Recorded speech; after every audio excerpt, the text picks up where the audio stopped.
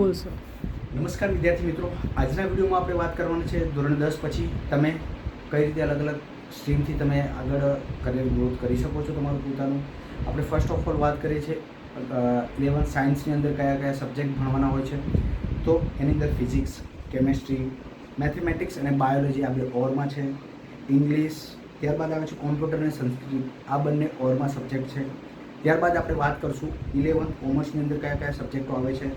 First of all accountancy, statistics, economics, business organisation of management એટલે કે BA, Gujarati, English અને ત્યારબાદ કોમ્પ્યુટર અથવા તો તમે સેક્રેટરીયલ પ્રેક્ટિસ એન્ડ કોમર્શિયલ કરસ્પોન્ડન્સ જેને SPCC કહેવાય છે।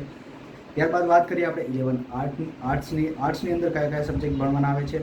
સાયકોલોજી, ફિલોસોફી અથવા તો history, economics, English, Gujarati, Hindi, Sanskrit, computer વગેરે જેવા સબ્જેક્ટો હોય છે। આની અંદર તમે તમારી પસંદગી તમારા સબ્જેક્ટના અનુસાર મતલબ તમારા રસ પ્રમાણે તમે કોઈ બી સબ્જેક્ટ પસંદ કરી શકો છો અને આ ત્રણેય સ્ટ્રીમમાંથી તમને જે વધારે સબ્જેક્ટ અનુકૂળ મતલબ તમે જે સબ્જેક્ટમાં રસ ધરાવતા હોય એ સબ્જેક્ટ તમે પસંદ કરીને એ સ્ટ્રીમની અંદર તમે આગળ અભ્યાસ વધારી શકો છો।